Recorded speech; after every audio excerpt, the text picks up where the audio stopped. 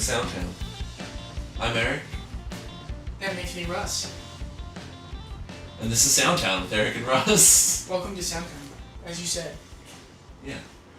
Today we have a really special episode. We have our good pal Connor from many things, but we know him first from Cloud Hands, one of the bands we played with at our very first show about 4 years ago.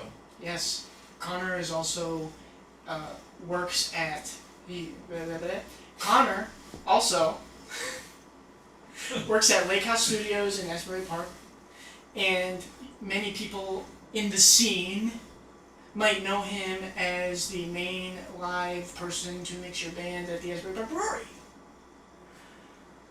And Connor does a lot of really other cool things that we talk about on the pod. He's one of the first guests that we wanted to get on the podcast, and we finally were able to wrangle him and tie him down and force him to be on the podcast. So thank you, Connor. And thank you guys for coming back. Yeah. I hope you enjoy. Yeah. I don't know which way you consume as a listener, but just so you know, we are available on Spotify, Apple Podcasts, YouTube, little video, and anywhere else you can stream your podcasts. We hope this one is one of your favorites. This is definitely one of mine. And without further ado, here is Connor Hanson of Cloud Hands. Boy, it sure feels good to have home, but don't break with reason. That's a friend that you keep on a roll. By your side, never lies, just brings the end. Oh man, Connor, I wish you could see our setup here, boy. Oh, me too. It is something else. Is it a total rig? It's not that bad. So we're doing this at, we're at my house. I have a little pool house next to my house. Mm-hmm. And the pool house doesn't get, great Wi-Fi reception. And so I ordered through Comcast, they have these extender pods Mm-hmm. to extend my Wi-Fi. But they never came in the mail. Okay, yeah. But hopefully that would solve problems like this later on, and we can because we have a little monitor here. It'd be cool to have people up on the monitor. Right. See their Yeah. beautiful faces. Yeah. Their beautiful studios and stuff. Yeah, that would be cool. Well, everything's always growing, and I think that's part of life. I like that way of thinking. Yeah. Everything's always growing. Everything happens for a reason. Yes. Yeah. I think so. Yes. I don't know about that one. I mean, maybe. I'm not sold on that one yet.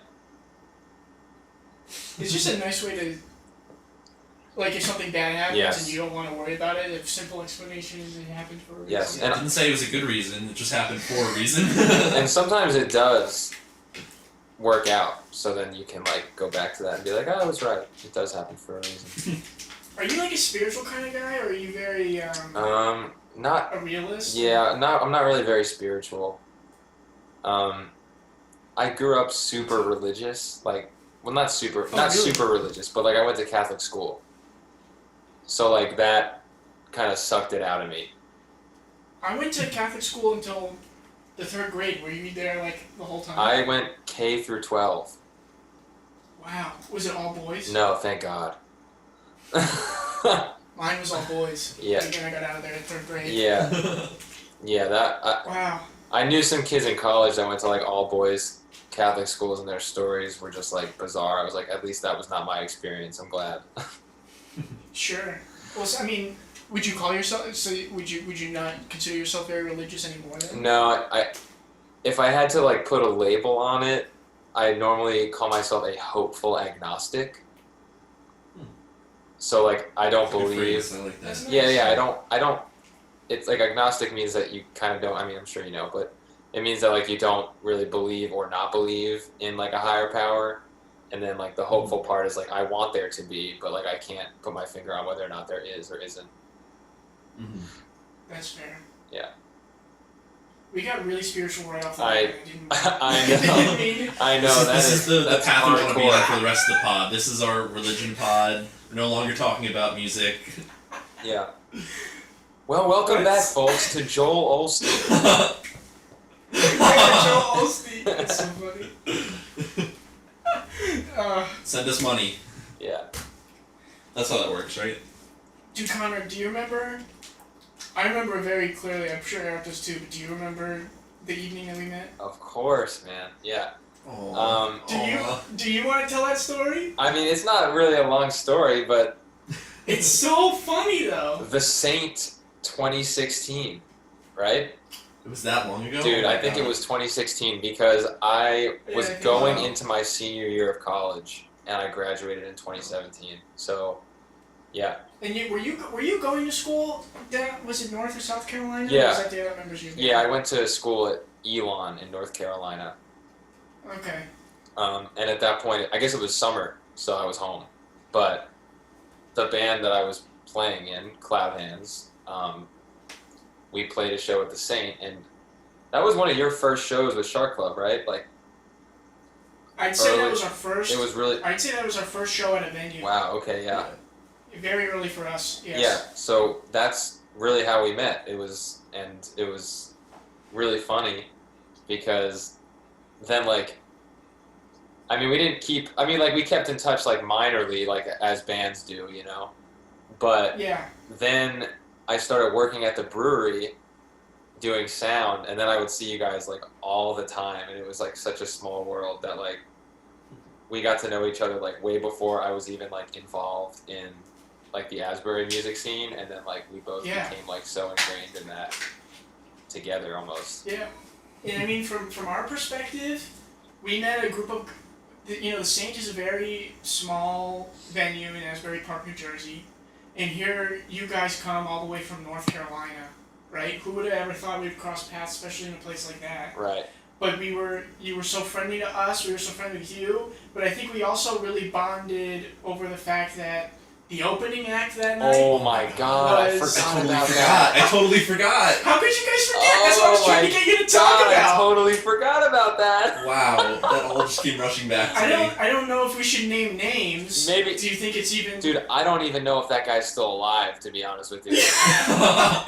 I don't. You don't want to name names, but their name was so great. It says so much about who they were. Oh my god. Oh yeah, now I remember the name too. You remember the name? Yeah, it was a play on words. It was a play on words, and it was this. I'd assume they were a couple. It was this guy and this girl, and they didn't look very. They didn't look very healthy. Yeah. The guy was playing a very broken, beat-up guitar, and he was reading lyrics out of a notebook that was on the floor. What was the girl doing? She was playing bass. Oh. And Scott definitely just found them like on the street in Atlantic City and was like, "Hey, I need an opener for tonight." Like that's Was Scott the? Is that who runs the Scott's Saint? who runs the Saint, yeah. Like there's no way that band was like that he was talking with them for like weeks before. Like we booked that show like a month in advance at least, maybe a couple months. Yeah. There's no I way can't even remember how we got it. there was no way that he was like talking with them the whole time. It was definitely like, "Oh shit. Oh, can we swear?" Yeah, go for Okay. it. Like oh shit, like there's a band playing tonight and like we need an It's not opener. a religious part. Yeah, I mean they didn't. It's not like they had a draw or anything. I mean, they had the opposite of a draw. I'm pretty sure people left. They had. Yeah. It was. I mean, yeah, it was a two-piece. They're playing. And they kept messing up, and they didn't know their stuff. And it was like. In a way, it was sort of dark because I think that might have been the first time that I saw somebody perform on like actual heroin, like live. Yeah, it is dark. Like it was kind of it was super dark. They definitely were not well. Yeah, there was something going on. But what we can say about that is we bonded because it was them and then Shark Club and then Cloud Hands. Yes. And I just remember you guys, and from our perspective, we never met you guys before. You were a little bit older. You were definitely taller than us. So we looked at you guys as like these guys have been here before. They know what they're doing. And you guys came up to us and said, "Hey, we really cannot wait for you to get up there." And it was half of you were being genuine and also half of, man, these people need to stop playing music. Yep. So when we did play, I don't remember if we played well or not. Again, it was our first like real venue show. But you guys were so stoked for us because finally it was some real halfway decent music, I'd like to say. Oh, I mean, compared. And it was the same when the Cloud Hands went on. It was so much fun. Yeah, that was a really fun show. That was like, I mean, that was our first time playing in New Jersey. So like. Okay, that makes sense. Which was cool yeah. because like we had so many friends in North Carolina and stuff like where we really like played, but then. You know, obviously my whole, like, core friend group, like, growing up and, like, people that I knew, like, got to come see us play, which was really fun. Yeah, it's good. So are you from Jersey originally? Yeah, so I grew up in Toms River. Okay, because, yeah, I was going to say, Cloud Hands had a really impressive... Yeah, I mean, if there was anybody there for yeah, exactly, yeah. Because you kept saying you were from North Carolina. Yeah, no, we just kept saying that to make us look more legit. It's like, yeah, we have a fan base here. It worked. No, and then I think you guys played Pity Love like 3 times in a row. We played it twice because so we played this. You know how the Saint is. Like we played our set. We barely had. We were fairly new band at that point too. I mean, we had only put out 1 EP. We had a 3-song EP that we put out. Yeah. And then we had 2 other songs like written. At that point, so we had like 5 songs that were like. But the other 2 songs were like live sessions that we put out that wound up making it on the next EP. But at that point, we really only had 5 songs like out for the public to hear. So, and then we had like Pity Love was one of the songs on the next EP, but it was like a brand new song at that point. So we really only had like, I think 7 songs or something like that. And like the Saint wanted us to play for like 45 minutes. So like we couldn't fill that time. We didn't have enough songs. We played a cover that no one knew because it was just like a song we liked, but like we just pretty much passed it off as our own. And then when we were done, the Saint is like so hard set on like the headliner, the last band. I shouldn't even say headliner. The band that plays last to then play an encore, which like for bands at our level was just like so ridiculous. But anyway, so we were like, we literally have no other songs. And like I don't. Yeah, you said it into the mic for everybody to hear. Yeah, and I don't think anybody was like. They're like, you're bluffing. We're like, no, we really aren't. Like this is literally all we have. And then we're like, all right, like I guess we'll just play. I guess we'll just play our favorite song again, like which was that at the time because it was like our newest one. And I mean that was fun for me because when I heard it I liked it, and then I never heard it before obviously. So then you play it again, and I'm like, okay, I'm familiar with this song. Yeah, we can all sing. And your lead singer of that band is, and everybody's really energetic, but him most of all, you know, he jumps in the crowd and he's spinning and he's singing with people. It was a really, really fun night. Zane is a wild man on stage. Zane is insane. And I mean, well, so yeah, I mean, we meet that night, we play a show, and it was great, and we actually take a group picture after because we really bonded that night. It felt like. And of course we went our separate ways, but you were right, we kept in touch. Like, I mean, Zane specifically, him and I kept a really strong connection through you know, social media. And then, you know, I don't know how many more years in the future that was. It couldn't have been too far. No. But we started booking shows at the Asbury Park Brewery, which is a really fun place to play. And we walk in, and who but Connor I mean, we only knew you of Cloud Hands at that time. Yeah. You were just there, and we recognized you right away, and you recognized us. We're like, dude, how are you? And you're like, man, I'm doing sound. Are you guys on this bill? Yeah. And then that was really awesome. That was cool because just to see a familiar face. Well, yeah, and it kind of like sparked a friendship too, because like then we got seeing each other like all the time, which was awesome. It was really awesome, and I mean, I'm sure you had a lot of really great other experiences from working really cool shows that you were able to share with us. And I mean, while we don't really live in Asbury Park, I went to school in that area, we had commonalities or similarities, and we could share stories about that scene. Yeah. Which also brought us together. Yeah, I value our friendship for those fun stories, for those memories, but also just because you're a great guy. Oh, well, dude, Russell, so are you, and Eric too. I don't know if I'm hearing Eric too well. I'm just being quiet. Oh, he's just being. Can you hear me when I talk? He's just being quiet.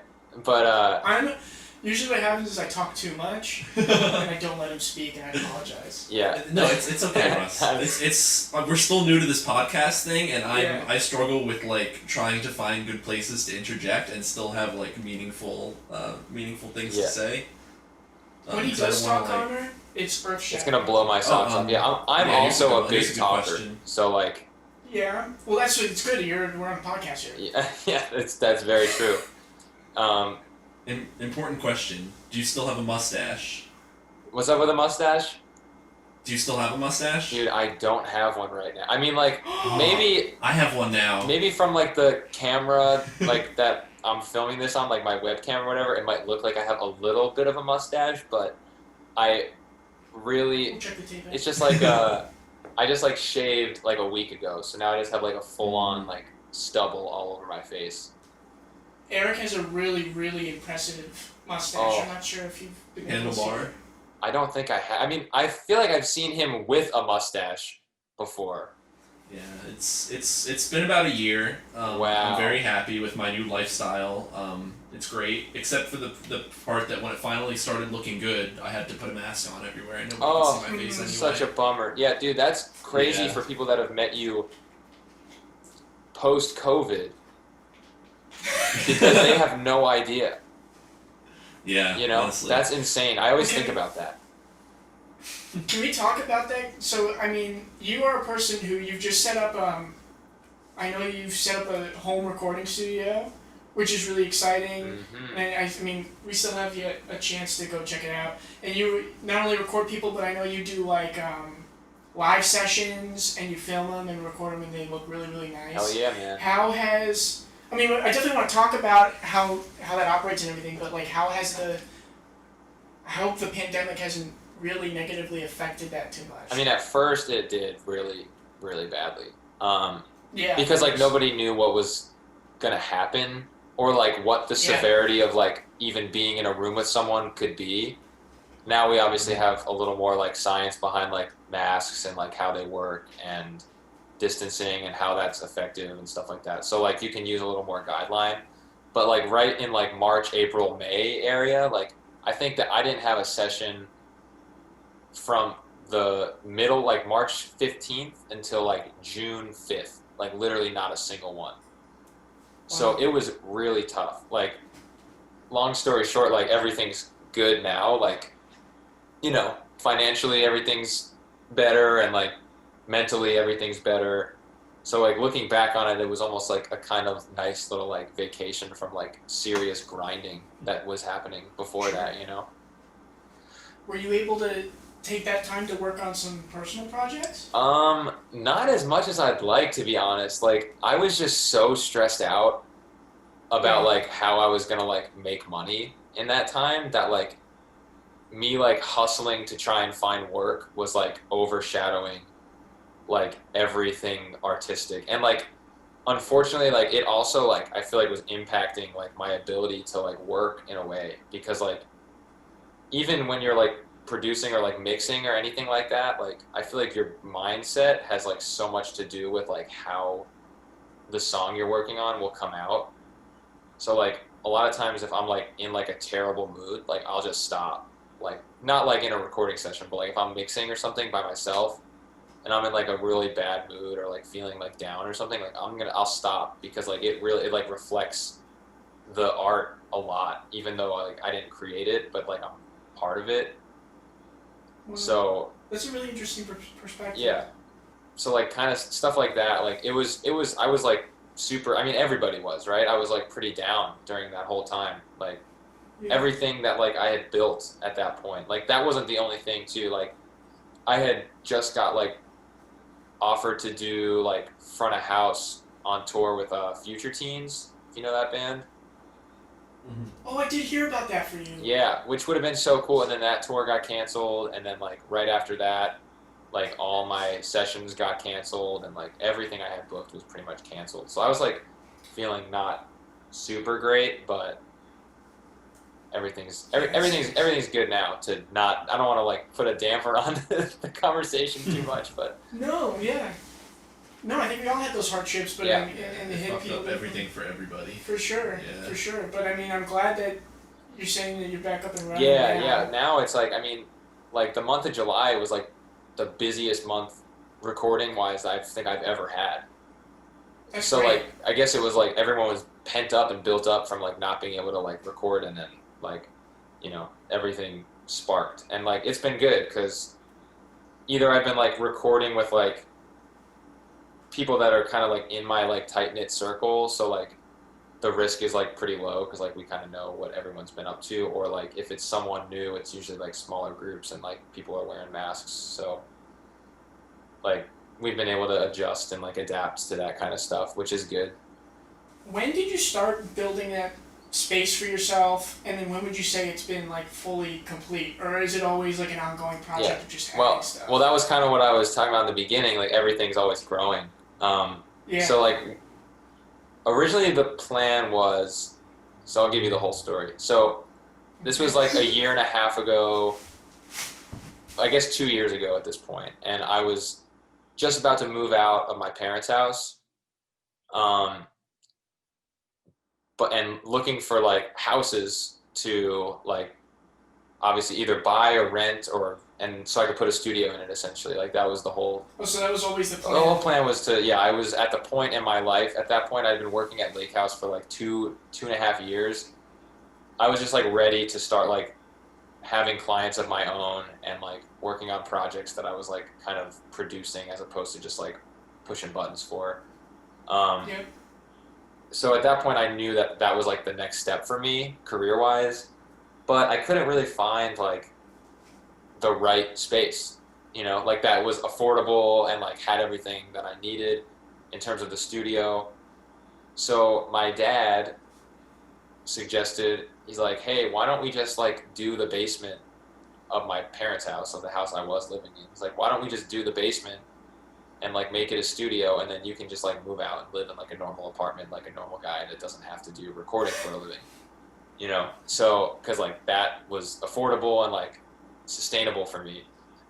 So it was like March of 2019, I think. March of 2019, we like demoed the whole basement. So we just like ripped everything out, like ripped the floors out, took everything out of there.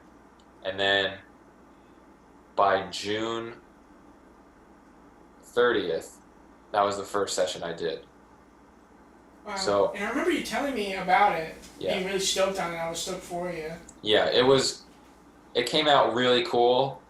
Like when it first was done, like it was like, I mean, better than anything I ever could have imagined that I would have. And then like now as it's been setting in, like, you know, I'm like big into like changing things up. So like I'm always like looking to like, even in my apartment, like I drive my girlfriend crazy because I'm always like moving furniture, like rearranging things, and like out with the old and with the new kind of guy. So like even from a year and a half ago when I like opened technically, like everything has changed. That's so exciting, man. Do you have what do you call your studio? Does it have a name? Not really. I kind of just work under my own name as like a producer essentially.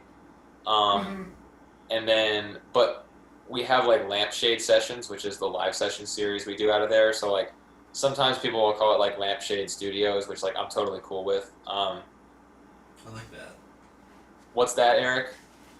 I said I like You that. like that? Yeah, I mean, I think that if I ever do like make like an official like name for it or anything, that would be it. But I try to like keep it a little more like low key in terms of like advertising and stuff like that. Like it's more like for me to bring people in that like I like and want to work with, as opposed to just like operating like a normal like studio where like any like crazy person off the street can like come in and like record, you know. Sure. So you don't have a website you'd want to plug or anything like that? No, really just the Instagram, because like that way like usually people follow me and I can kind of cycle through who's like seeing stuff and everything like that. So that would be your. Does Lampshade have an Instagram too? Or is it does, and that one needs more followers, so let's plug that one. What's the ad? It's at Lampshade Follow it Sessions, right now. plain and simple. Cool. Yeah. And who you work with? Chris on that, right? Chris Kunachuk, the GOAT, as I call him. Yeah. He's really talented. Dude, he is a blessing in my life. I met him like I met him doing a live session actually. Really? But we didn't know each other yet. We both got booked. I got booked to do audio, and he got booked to do video for a live session, and we just met that way. And we worked pretty well together. I mean, like, dude, I remember this so well. So it was like we were doing a live session for Idlewave. You know Guy, right? Yeah. Um, Oh, we should get him on the podcast. yeah, you should. Sorry. So we were doing that for them at Lake House, and we just met that way. And then I knew the second that I started my studio, like that live sessions was something that I wanted to do. It's just like always been like my favorite thing to watch of like any band I like. I always want to see a live session. And then like obviously Audio Tree has been like so influential and like having me like discover bands and just like also again seeing bands I like play in like such an awesome like accurate setting. So I knew I wanted to do that, and Chris was just like my first call. I was like, hey man, like we didn't know each other that well at this point. I was just like, hey man, I'm doing these live sessions, like would you want to come like shoot them? And then we just like worked out an arrangement, and they just like came out awesome. So obviously I called them again the next time I did it, and now since then it's become like more of a partnership and not like me being like, hey, I'm doing this, you want to come do it like for me? It's more like Lampshade Sessions is like the two of us. It's not me and then like he films it. It's like really the two of us. That's great. And I met him once through just a show at the brewery where I think we were playing and somebody was taking pictures. Yeah. And even then, his still photography, you see pictures, a couple days later on Facebook, and they were wonderful. Yeah. And you reach out and you say, man, thank you for taking pictures, but also like they're really good. Yeah, dude. And then he's another one. Like from when we started, dude. If you watch the first Lampshade Session video we put out and then watch the most recent one, like it doesn't even look like the same people are doing it. Wow. Like, and that's like a year. It's been a year of doing that. Because just like his rig and my rig have just like evolved so much since then that like, and also we've gotten better just doing it. It's not just the gear. Like we've gotten better, and our gear has gotten better. So it's just like everything has just been going up and up, and hopefully it continues. Yeah, I mean, I'm sure it will. Like you said, in the beginning, we keep calling back. Yeah. So I think if anybody's listening, they might if they were to recognize you, Connor, they'd recognize you from probably being the person who mixes the live performances at the Asbury Park Brewery. Would you say that's accurate? I would say that is accurate, yeah. Yeah. I'm sure you've got some great stories, just of like some fun memories of working there, gosh. some scary memories, many, some horror stories.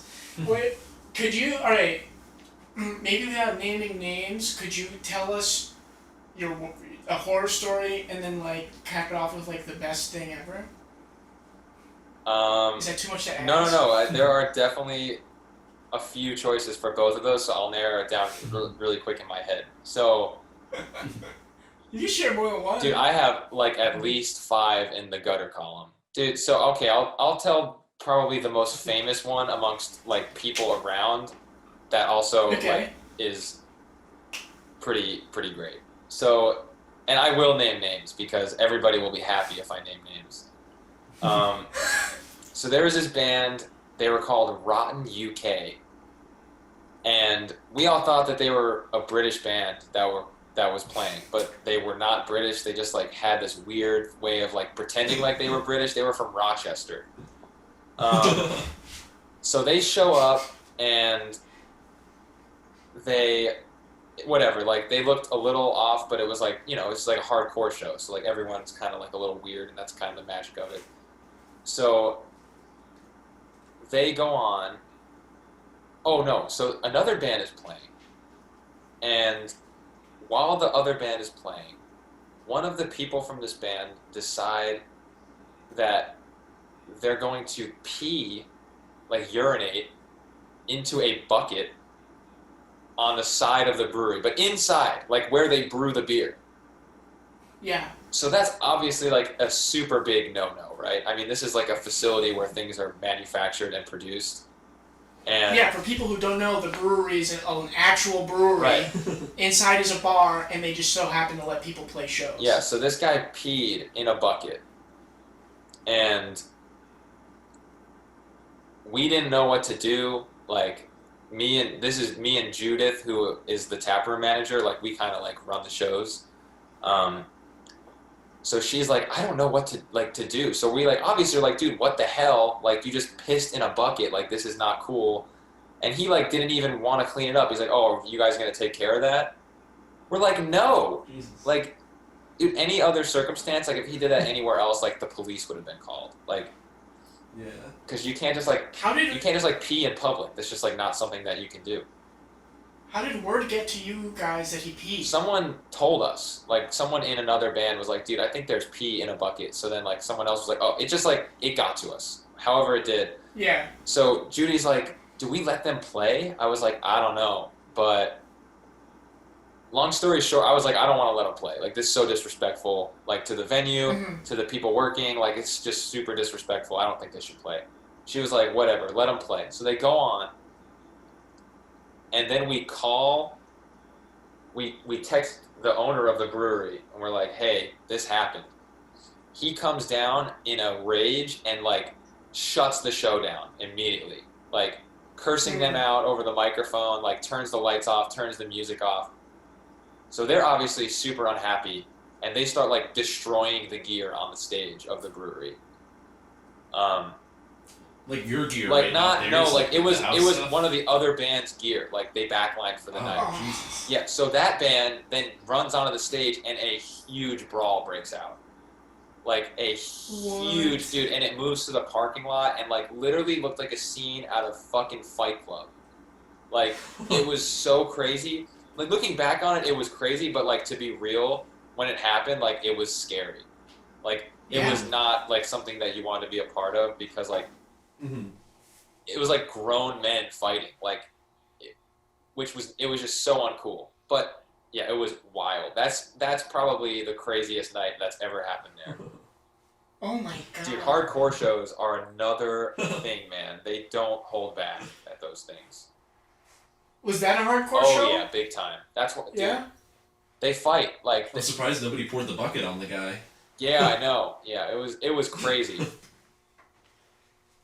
But to answer the second half of your question, the good stuff, dude. So I've mixed so many bands that I'm like huge fans of there. For sure, I can imagine. Like Oso Oso played there, which was amazing. We opened there. And you did. That was a great show, dude. Foxing. Like, Foxing is one of my all-time favorite bands, and like I got to. Well, let's. Sorry, I don't want to talk over you, but let's talk about. Didn't you get to play with them? Not really, but yes. Like, so Foxing does this thing at the end of a lot of their shows. I've seen them live a few times. At every show I've seen, at least, their lead guitar player, or not their lead, but one of their guitar players gives his guitar to the crowd, and like people just kind of like hit it and like jam on it or whatever, like during their last song. Super cool, and like I don't know why he's throwing his like American Stratocaster out into a crowd, but he does. Anyway, I'm watching the show from like the side. Dude, I keep getting a call and I keep ignoring it. I'm watching the show from like the side of the brewery, like where you can open that little like door to go out to like the driveway. And it's the last song, and he just like points to me. Obviously, I like got to know them before the show. Yeah. He just like points to me, and I'm like, huh? And then he points to his guitar, and I'm still like, what? And then he just like, before I know it, he like puts his guitar over my neck. So I start like playing his guitar over the last song, which was so cool. But here's the crazy thing. I'm starting to play. I'm like, this is not how I remember a guitar sounding. So I'm playing, and then eventually I find it. And then after the show, he comes up to me. He's like, hey, sorry, man, that was in a bizarre tuning. I was like, yeah, I figured that out pretty quick. It didn't sound cool, but it sounded so terrible. I can't imagine what it sounded like to the crowd. I literally just started playing random notes. I had no idea what the song's key was. Like, but regardless, it was really cool and made for a very cool picture. Yeah, I loved it. I was so stoked for you. Yeah, you can find that photo on my Instagram, Connor Hanson _.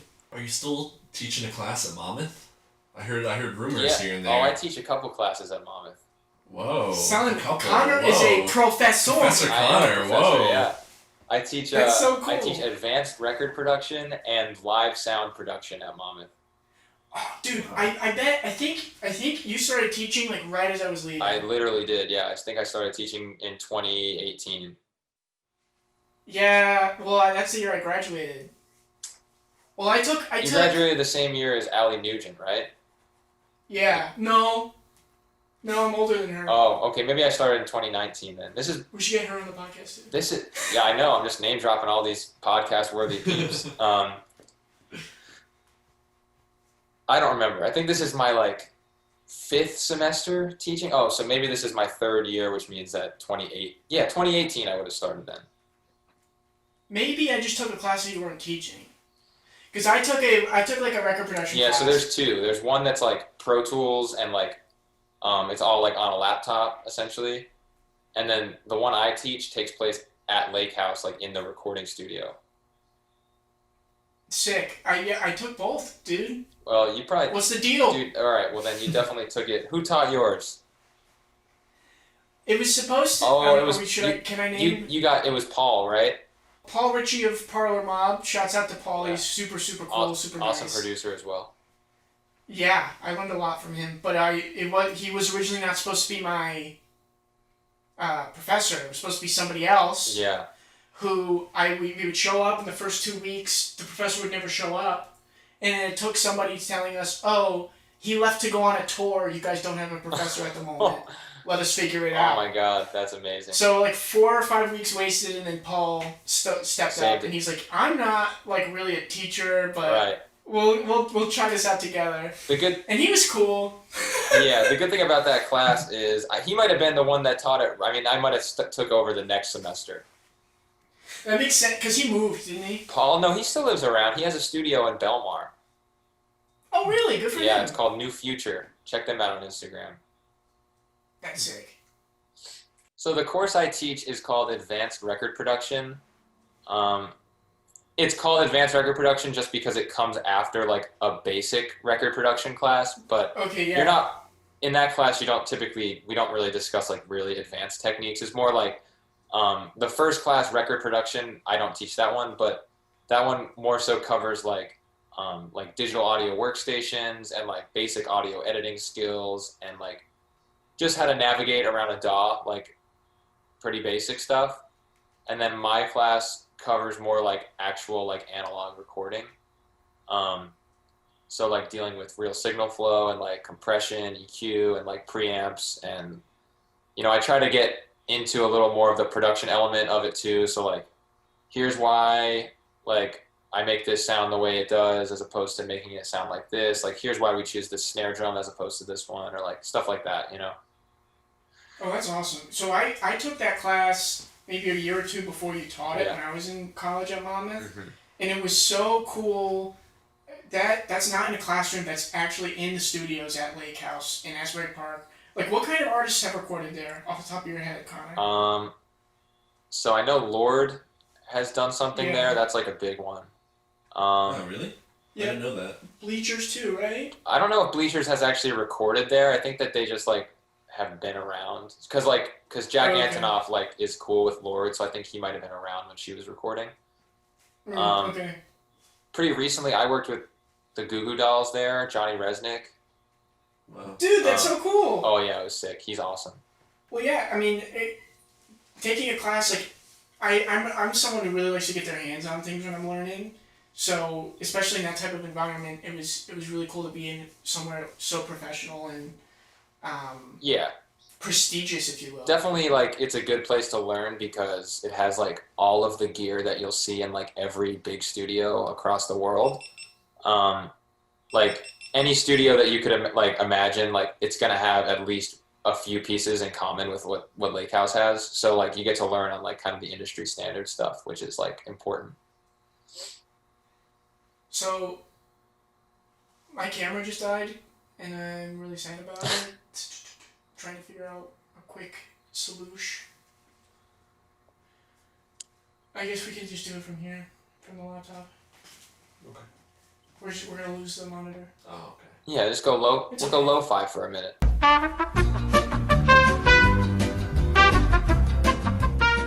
I do like 3 weeks of the semester. I like take an artist and then like kind of give them like a free single, and we just like record a song for 3 weeks at Lake House.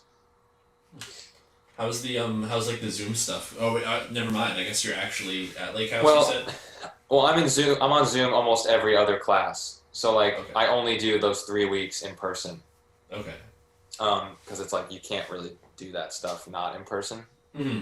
But yeah, I do like a hybrid thing. So like I don't meet in person unless it's like absolutely necessary, which like for this stuff it is. Mm-hmm.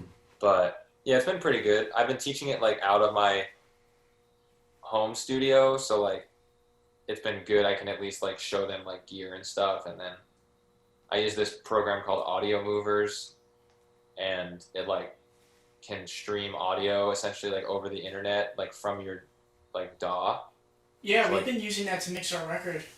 Yeah, it's really cool. I actually did a mix session with it, and it's really cool.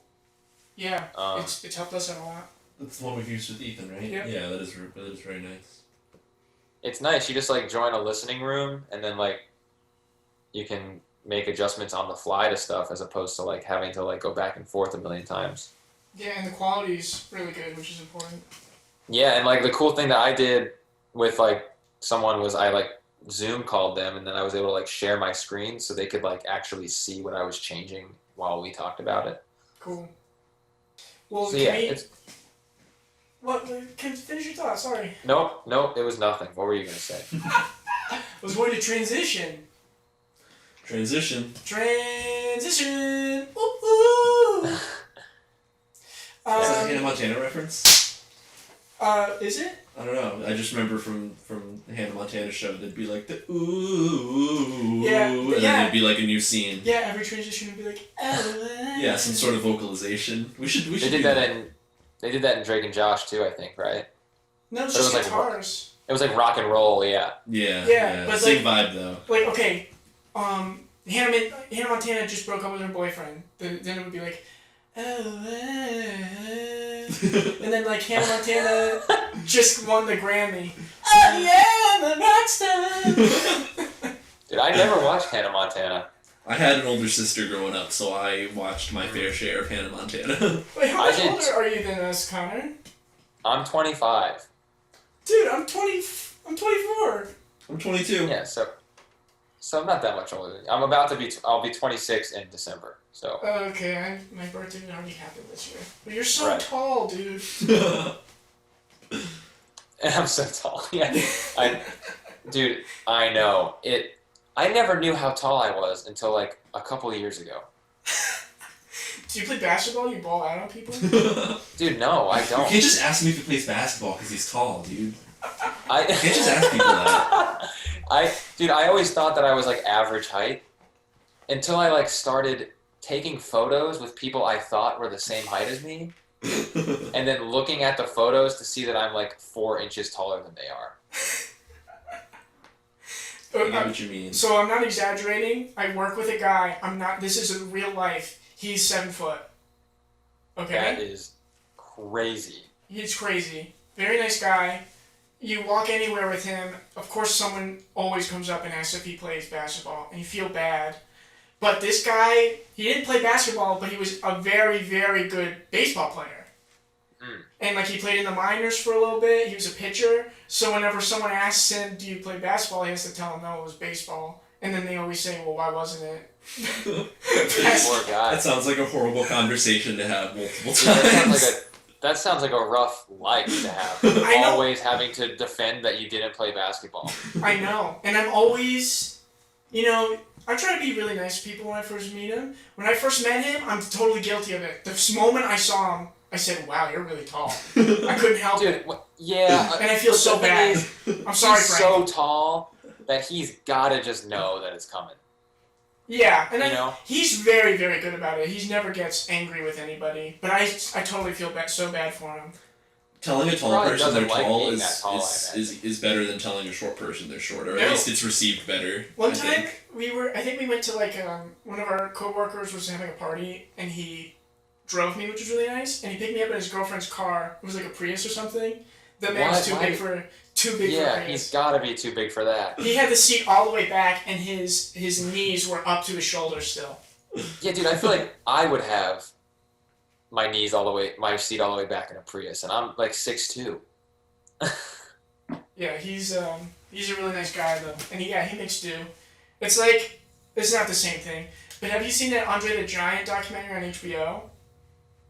No, I heard it's good though. Yeah, it was pretty good, but it's just it just helped like outline like he did not have an easy life. Like he couldn't like not sit on an airplane and stuff like that. Dude, being that tall is a serious disadvantage. Well, his problem Not was even tall. He was just thick. He was a giant. Yeah. Yes, he was also massive. Like imagine being Shaq. Oh, I know. Oh my god. Well, Like he's 7'1". I was actually listening to an interview with Shaq today, and someone was like, celebrities now during the pandemic, they don't get recognized a lot because they have their mask, but like Shaq, you're so tall, like people will recognize you. He unfortunately cannot wear a disguise. People will know. Yeah. That's so crazy. I would love to see Shaq in like a fake mustache and glasses and a trench coat.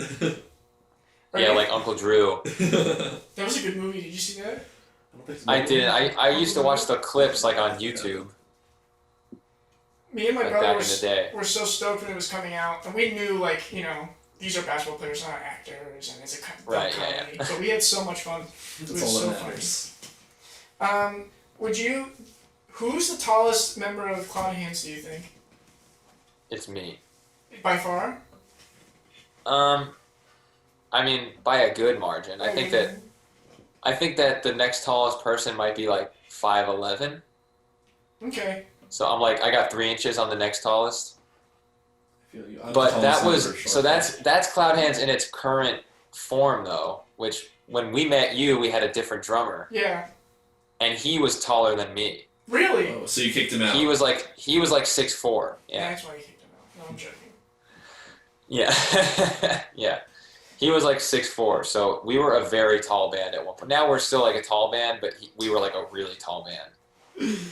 And so, I mean, we saw Cloud Hands play when we first played with you guys, and then I guess you moved back home, and everybody else was trying to live life, so it was really difficult. I guess a long time for you guys to do Cloud Hands. At least that's what you would tell me every time I'd see you. Yeah. And I'd still hope for that you guys would make music together because it's a lot of fun, but you guys also just seemed like you liked being in that group. And I remember one time you played a one-off show at the brewery, and I made it a point to go see you guys because I love it and I missed it. And even then, you guys were like, I don't know what's happening next. And then me personally, ever since the pandemic hit, I haven't been looking at my Instagram. But the other week, I'm just like, we'll open her up, we'll see what's going on. And the first post that I saw was that Cloud Hands had released a new EP. You felt the energy. It led you to Dude, Instagram. I got so stoked. My heart felt so good. Yeah, you felt it. You had to go on Instagram. That's why. We have that connection. Yeah. Yeah, so yeah, we did just put out an EP. So what sparked that? Was it difficult to get everyone to corral all the guys? Or Dude, what's the story? This thing has been like almost 2 years to make. Not because it's a masterpiece and not because like it's so many songs or like whatever. It just like logistically just is a nightmare because you're working with people you're working with literally 3 different states like when you talk about Cloud Hands. So bassist Dylan lives in Florida. Jacob, who's the main songwriter and one of the guitar players, lives in North Carolina. Zane, who's the lead singer, lives in North Carolina. And then I live in Asbury, here, obviously. And Joe, do you know Joe Enright? Yeah, he used to play music with Guy from Idle Wave, right? Yes. Yeah, so he plays drums, and he lives up here. So it's like 3 different states worth of people to deal with. And we recorded the rhythm tracks in March of 2019. Wow. At your studio? No, that was before my studio existed. Wow. So we had we broke ground on that studio like 2 weeks after we recorded the EP. So we recorded it at Lake House. In one day, we recorded 4 tracks worth of rhythm stuff. Like, so it was a lot of work for one day. But we had like demoed it beforehand, so we had like a pretty good idea. But Zane, our singer, couldn't make it up for that. Like, he couldn't get off work, so we just recorded all the rhythm stuff. And then in May, my girlfriend was graduating college, and she went to the same school I did, Elon. So I went down to see her graduation, and it just so happens that we booked studio time during that trip at a place called Dark Pines in Graham, North Carolina, to record the vocals. So now it's like June, and we have vocals and rhythm tracks finished. So then I did some editing. We sent off 2 tracks to get mixed by Eric Romero. He mixed the first 2 songs on the EP, and those were done in like, I would say like September 2019, so about a year ago. And then we had 2 other songs. Oh, then there was a whole mess with mastering. We tried to get the 2 songs mastered, and they came out so bad. But we couldn't get our money back because I'm not going to name any names, but the guy that mastered it the first time did like a bad job. That stinks. And also wouldn't give us a refund. Like, he wouldn't even give us half of it back. Like, it was so bad. That's crazy. Because we didn't wind up using it. We used someone else for the whole EP. But then it just became like, okay, what are we going to do with these other 2 songs? They're not really like complete because, like, again, we just recorded like rhythm tracks. So I had to take a lot of time, like, pretty much just like playing all the stuff on it, like, for the last 2 songs on the EP. Like, I played pretty much everything you can hear that like isn't, I shouldn't even say that isn't drums and bass, because like I played some drums and then like synth bass on like a lot of stuff. But yeah, the last 2 songs, Chase a Feeling and Fire, were just kind of like me, like, by myself, like making the songs like into like actual songs, because they were just so bare. And like, it was so sporadic. And then like, honestly, when the pandemic hit, I just was like, all right, I'm going to finish it and finish them. Cause like, I wasn't, it's my band, so like I don't get paid to do it. Mm-hmm. I just like do it for the love of it. But that being said, like, I have paying clients that like take priority over that. Cause like, if you're paying me, like, it's definitely like I have to get that to you faster than like if someone's not paying me.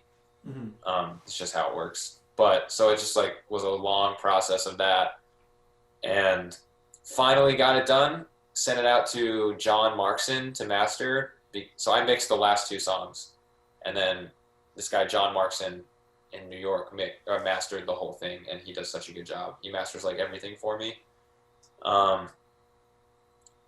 And yeah, now it's out. That's it. But it was so long and tedious. Yeah.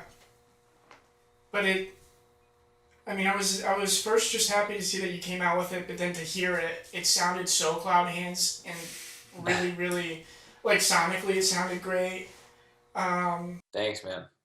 So, like, what would you say the state of that group is now? Is it still kind of like, when we can find time, we'll do stuff, but it's just, whenever we have the time? I mean, I would never hate to like put like a lid on it like forever, but at this point, I don't think that anyone should be expecting any music from us like anytime soon. Which is sad, I know. I'm like laughing and crying. It's okay. I know, it's sad because like it was such a big part of my life for years. But again, like me and Jacob, who's the songwriter in the band, like me and him are like literally best friends. That's great. So we are constantly working on music together. And we actually have like a little 3-song project that will be coming out probably like early next year. Oh, that's great. And I know for a while, or maybe just for a minute, I don't know, you were working on like a solo thing, weren't you, Connor? Yeah, I mean, not really. That was like, just a one-off? I did that because it was a one-off. Yeah, like I had a song and I wanted to record it and then like kind of just put it out, and then that was kind of the end of that.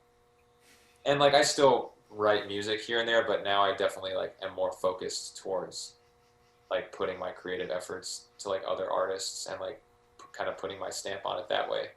Nice. I think my favorite new Cloud Hands song was the last one. Was that Fire?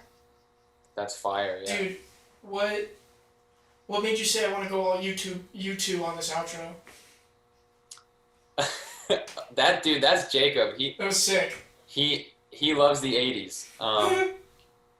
So that song was crazy because we recorded drums for it again like a year and a half ago, and the drums at the end of the song just like for whatever reason it just did not work when I went to mix it. It was like we did not record the right part, which like it happens, but like, and so what I did was I just like played a different beat, but then accidentally left the old drums in it while the other beat was still playing, and it created this insanely cool like polyrhythm. Nice. And that's like the main driving force you hear behind that like whole part. So like there's the straight drum beat, like the boom, boom, boom, boom.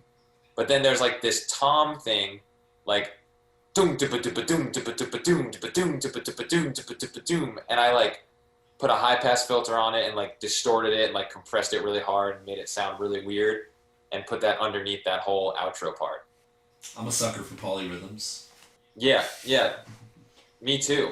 And like it was like a total accident, but it came out really cool. Who, you being a producer now, like who were some of your favorite producers? Good question. So like right now, I mainly just like find out who produced like records that I really like. Sure. Which is a good exercise for any artist out there. Yeah, I used to just like have favorite producers that like I'd keep in my brain to like if someone ever asked me, like I had a couple people that I would say. Obviously like George Martin. Yeah. Like let's just put that out Who? there. No, I'm just R. kidding. Not George R.R. Martin. George Martin. Like, dude, listen to those Beatles records. Like, I know that like this is not a hot take, but like they really are just unbelievably arranged and produced. Like Innovative is the word I But- would Yeah. use.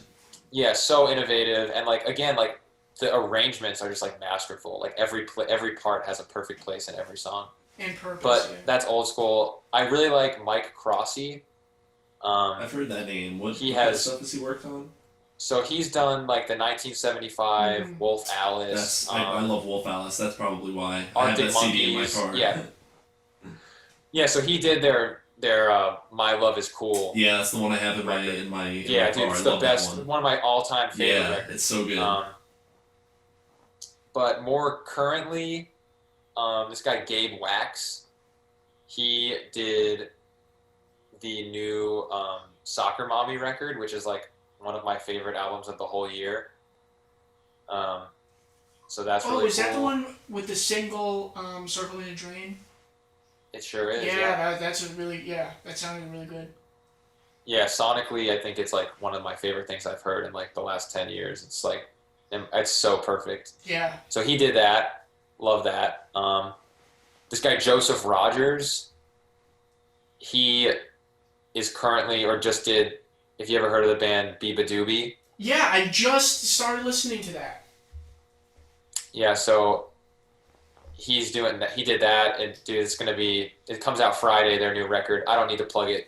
Enough people are going to hear it. But I'm so excited. It's like such cool music. It's like a perfect like mix of like indie pop and like alternative rock. Yeah. I like love what they did there. It's like really 90s and like kind of grungy, but like has like super modern elements. Yeah, and the hooks are really catchy. The hooks are amazing, dude, and she's got such a great voice. Yeah, yeah. And you know what? It's one thing to have a good voice, but it's another thing to have a producer who knows how to record your voice. Whether it's doubling your vocals or putting those harmonies in the Yeah. right spots, that's something I hear in that music. And she's got like a character to the way she delivers her voice that's like so cool. Yeah. That's the thing that's so intangible. Like if you take like a good voice and a great producer and like all that stuff, like you can't make the character come out of like that's all on her. Sure. You know, so that's really cool. And then BJ Burton, he's another big one. He does like all the stuff for like Hippocampus. Oh, cool. If you know that Yeah. band. Yeah. So those are some that I've been into lately, I guess. And then George Martin, just like for life, For life. will always be my favorite. Dude, to cap this off, would you want to play a quick game of this or that? Sure, So yeah. basically, if you don't know, this or that is a game where I'll present you with 2 options and you'll have to pick either this or that. You Okay, down? sounds good. Yeah. Ready, Eric? Ready, Freddy? Alright, here's the first one. Ready? Breakfast or dinner? Breakfast. Care to elaborate? Dude, breakfast foods are the best. Like pancakes, dude, we live in New Jersey. Breakfast sandwiches, Yeah. amazing. Oh my God. Yeah, Like- that's a good point. I actually had a breakfast sandwich this morning, and I was like, this might be my favorite thing to eat. So you're Asbury, so you're I even you're love a pork good roll bowl guy, of right? cereal, dude. Avocado toast.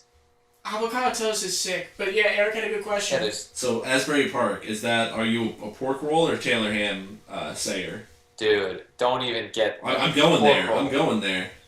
Yeah, pork Okay, roll. cool. That's what I say It's pork too. roll. But my argument is always that like Taylor ham is the brand of pork roll, so it's like the same thing as Yes. saying like, oh, pass me a Kleenex, like rather than Yeah, saying dude, a it's tissue. Taylor pork roll. Yeah. So like it's pork roll. Taylor's the but, name like, of the If it company. is specifically Taylor ham, then you can say Taylor ham, but Sure. it's No, Taylor it's ham pork brand roll pork by roll. Taylor. Yes, exactly. No, you hit the nail right You on know the what I head. say when people come to me with that question? Ask me the question. Pork roll Pork or roll Taylor ham. or Taylor Are ham. you asking me that question, guys? Let me tell you this. There's bigger issues in the world right now than whether it's pork roll or Taylor ham or Italian ice water ice, alright? Get your priorities straight. That's what I tell them. These are where my That's true. priorities lie. Also, who calls actually. it water ice? Oh, I've heard everything. Bagel or bagel, Oh. Mario or Mario. It's a, Oh no, dude! Those are regional problems. It's never Mario. It's Mario. yes, sir. I agree. And bagel, is that like a Philly thing? I don't know. I think people are just being obnoxious. Or I think bagel. it's I think it's I a think Philly South Jersey thing. They say like bagel. Yeah, Philly. They say like Yeah. bagel. Bagel. Yeah. Oh boy. Alright, ready for the next one, Connor? Yeah. J-Lo or C-Lo? Ooh, that's tough. I'm gonna say J Lo. Why's that? I mean, dude, she's fierce. So, Jenny from the block. I guess I can respect J-Lo. Here's my problem with J-Lo, and this is, I don't know why I think this, but whenever I see J-Lo, I'm like, what if that was my mom? Oh, dude, I would. That's what I'm saying! Like, I know she has kids, But she's not. but I know she's but she's not. not I know my she's mom. not. And there's other, like, people who do what she does who are moms, but for some reason whenever I see J-Lo, I'm like, what if that were my mom? Well, she does have a very matronly vibe to her. Like she's very maternal. Yeah, I guess. I don't know. But I don't know. that being said, she's also like a legend. Yeah, I guess so. I guess. I don't know. I'm not a big J-Lo fan, to be honest with you. I just know. No, neither am I. I know CeeLo had that great track, but he's been in the game for so long because he's more of a writer and I guess you could say producer, right? That's true. Yeah. Oh, I still stand by my answer though. I'm gonna say. Are you J-Lo. familiar? J-Lo had a single with Iggy Azalea called "Booty." Do you know That this? does not surprise me. They both have big. Yeah, well, they had a music video, and the music video was just them and their booties. And I thought about, what if I was in middle school, and somebody came up to me and said, "Hey, I saw your mom's music video. It was really good." Like, that's all they would have to say. Like, not even be a jerk. Just be like, "Oh, dude, your mom's music video. That came out really good. I Dude. watched it a couple times." That's part of that's part of being famous, I guess. That's I would true. never want that kind of fame. That's very true. Because everybody's in your business all the Connor, I time. hope you get to the level And, of like- fame where you can shake your ass in a music video and people will flock to it. Yes. I hope you Dude, get that would there be one really day. cool for like 5 minutes. 5 minutes. Yeah, then it'd get really old. Okay, we'll do one more. This one, or do you have one? Okay. No, but I have an important question to ask him after this Yeah? or that. Okay. This is a big one I've been sitting on for a while. Connor, you've been a great guest, so I'll give it to you. You ready? Okay. Leonardo da Vinci or Leonardo DiCaprio? Ooh. Oh, I mean, Ooh. dude, I hate to, because like Da Vinci's obviously Da more Vinci? like important, I guess you could say. But just based on like how I ingest pop culture and art, I'm gonna say DiCaprio. Wow. Yeah, I'm a modern guy with modern likes and How pleasures. many Oscars does Da Vinci have? That's true. Yeah. Well, Dude, DiCaprio for a has long one. time, how many Oscars did DiCaprio? Yeah, Now he has one. Dude, but Now he everything. has one. Did you see The Revenant? I did. It was awesome. Oh So my good. God, what an I unbelievable was film stoked that on is. it. I don't know if he necessarily should have won for that role. That was the big thing that people were saying. Nonetheless, he's got his Oscar now. Dude, underrated DiCaprio movie, Blood Diamond. I don't think I've seen that one. Basically, he's like a guy in like South Africa that is like working on like the diamond trade in Africa, and it's like really horrific, but it's a really good movie. I'm stoked on Catch Me If You Can. I haven't seen that It's one. like 3 hours long, but it's Spielberg directing. It's him, Tom Hanks. I think Alec Baldwin is in it. It's based on a true Oh, man. story, and it's a crime story. It's great. Star-studded. Yo, it's a phenomenal film. So, what do you know about Da Vinci? Do you just know him as the painter? Just the painting. So I He's an think inventor too. I think a lot of people don't know he he was like a scientist and inventor. I know that from playing the Assassin's Creed games back Yeah? in the day. That's good. Well, so I think as a person, like as a man, he was not a good person. So I'm not trying to like say he's a that hero or anything. But I mean that makes sense. He was alive like hundreds of years yeah, ago. like 1400s. But he drew up like the first diagrams of like flying machines. I think he invented something similar to the crossbow. One of the early things about that. Wow.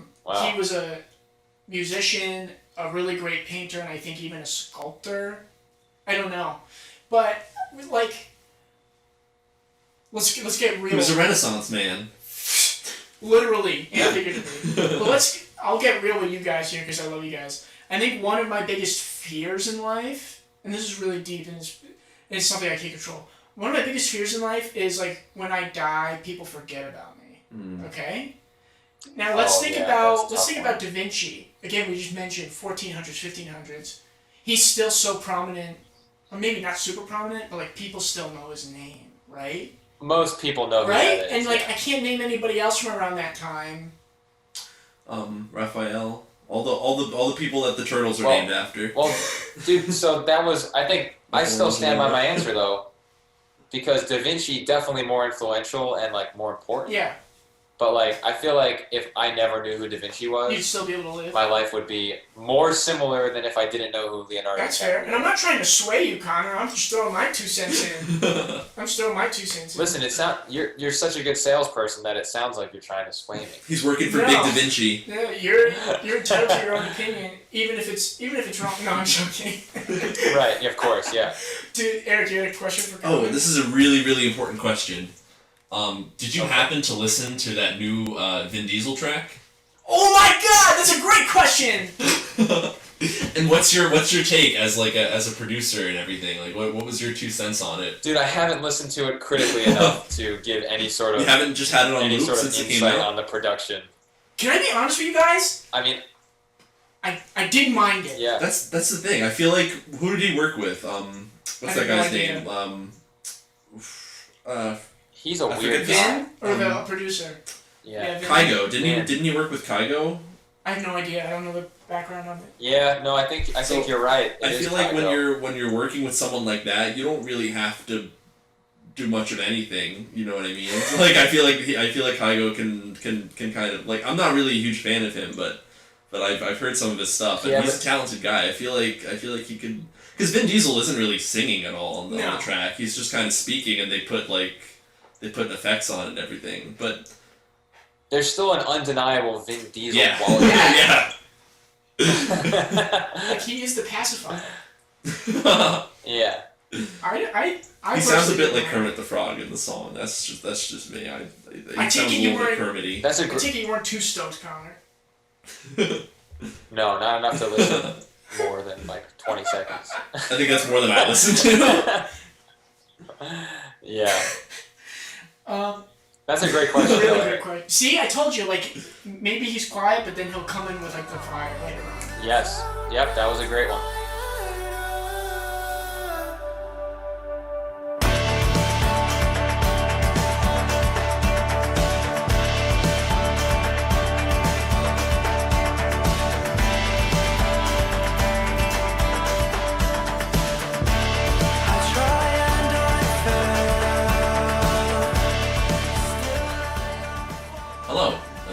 Soundtown.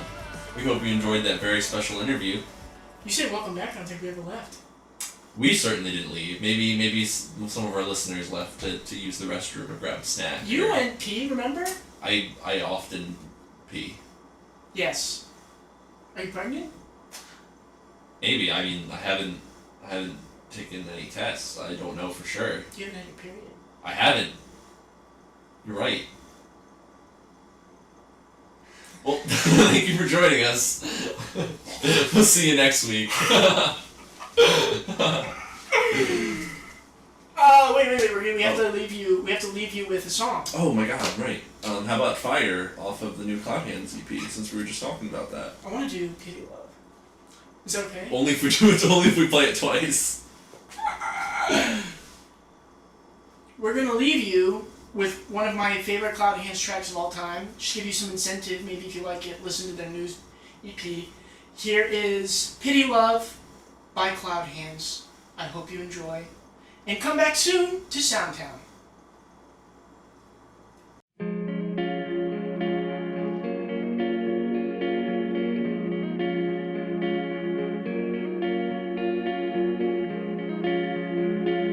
Another night to spend on my own. Don't you know I'm fragile? It sure is hard to build up a home without you. There will be no peace on earth without you by my side. We will build a piece of earth, ours to survive. Not this pity love again. Not this ceiling up and dragging out the end. If we break it off, we break for good. Pushing through our life. Once the smoke is cleared again, I'll have you thinking that you're better off with them. If we're done for now, we're done for good. Pushing through alive.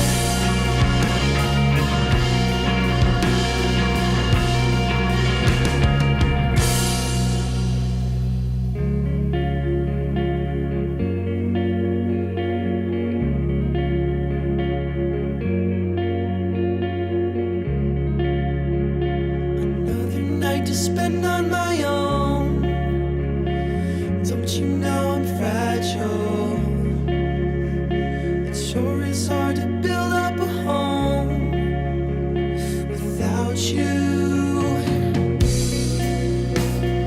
There will be no peace on earth without you by my side. We will build a piece of